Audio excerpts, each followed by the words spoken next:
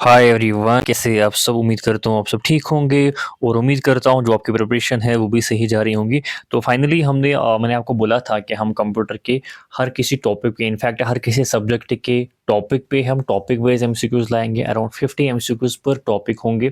तो पहला हमारा जो टॉपिक था वो फंडामेंटल्स ऑफ कंप्यूटर, जिसमें कि हमने 34 एमसीक्यूज ऑलरेडी डिस्कस किए हैं।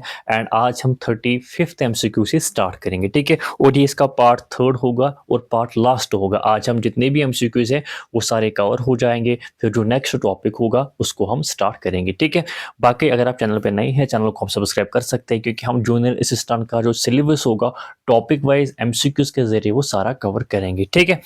तो कल का जो हमारा जो सवाल था, मैंने आपको होमवर्क रखा था, which memory is closest to the CPU. CPU के सबसे पास में कौन सी मेमोरी है, RAM, cache memory, hard disk या रोम। जो इसका सही जवाब है it will be option number B. I think किसी ने इसका सही जवाब दिया था, I don't remember the name. तो इसका जो सही जवाब होगा it is option number B, cache memory. It is place between CPU and RAM for faster access, ठीक है। अब नेक्स्ट जो हमारा सवाल होगा that will be, which device act as both input as well as output device. कौन सा ऐसा डिवाइस है जो दोनों इनपुट भी एक्ट करता है और आउटपुट भी एक्ट करता है। मॉनिटर, प्रिंटर, टच स्क्रीन या speaker. It is option number C, touch screen.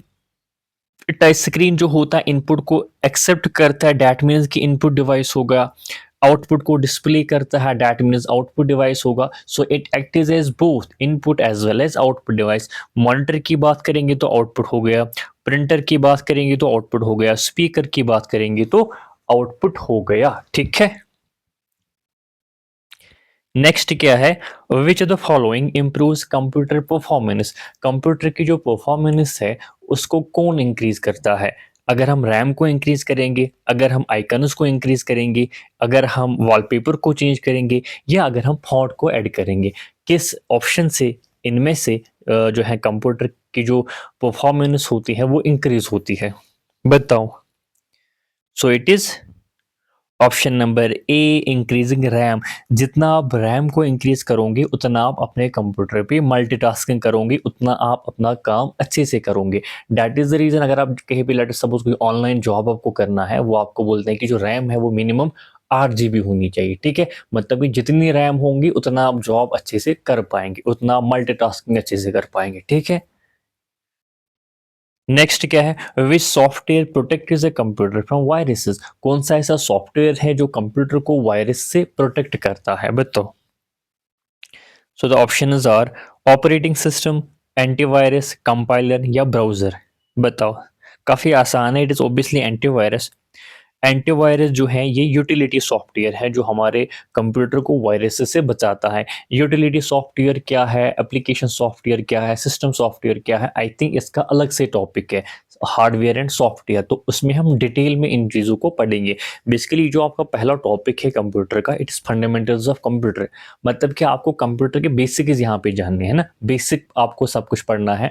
तो उसके बाद फिर टॉपिक वाइज, जैसे कि सॉफ्टवेयर में एंड हार्डवेयर है, उसमें आपको पर्टिकुलर सॉफ्टवेयर की बात करनी है, सॉफ्टवेयर पढ़ना है, हार्डवेयर पढ़ना है। फिर इनपुट आउटपुट डिवाइस है, उसमें आप पर्टिकुलर इनपुट आउटपुट डिवाइस का पढ़ेंगे। लेकिन जो फंडामेंटल्स ऑफ कंप्यूटर है, यहाँ पे आपको बेसिक कंप्यूटर की जितनी भी चीज़ें हैं वो कवर हो जाती हैं, ठीक है।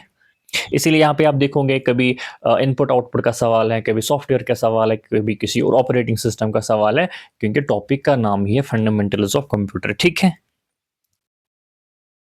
Which of the following is utility software. I think ऊपर ही हमने पढ़ा, इसमें यूटिलिटी सॉफ्टवेयर कौन सा है, विंडोज, MS वर्ड, एंटीवायरस या एक्सेल, बताओ।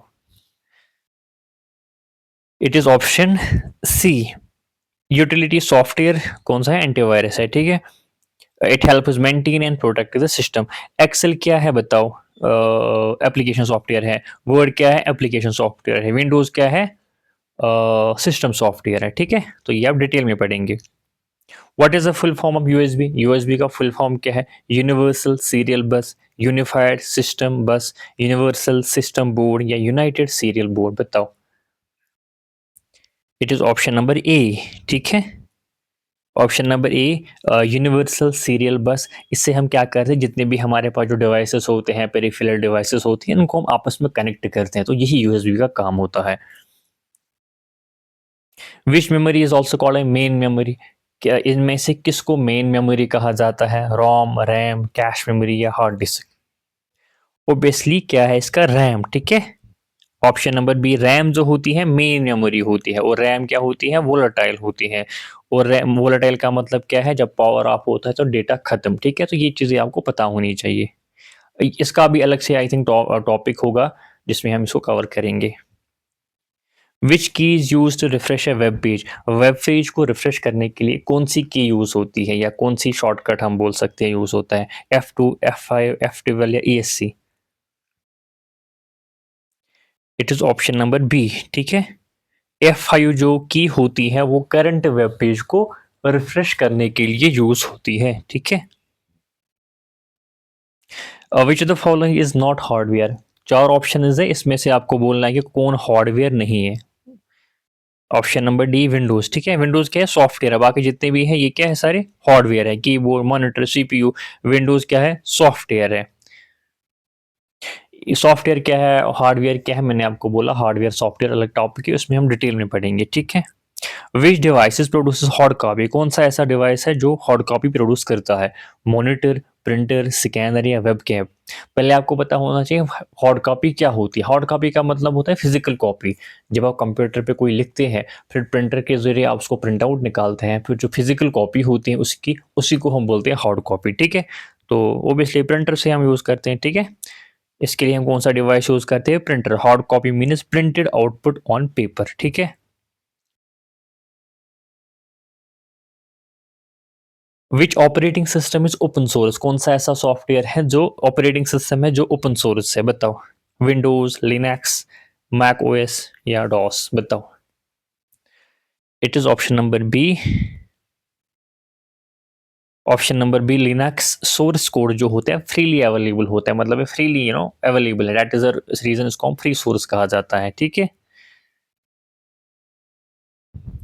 विच memory store data temporarily during execution? कौन सी ऐसी मेमोरी है जो डेटा को टेम्पोरली स्टोर करती है एग्जीक्यूशन के टाइम? बताओ।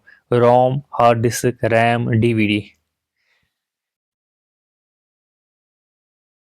It is option number C, RAM जो होती है ये प्रोग्राम्स को जो करंटली इन यूज होती है उनको स्टोर करती है। Which of the following is an application software?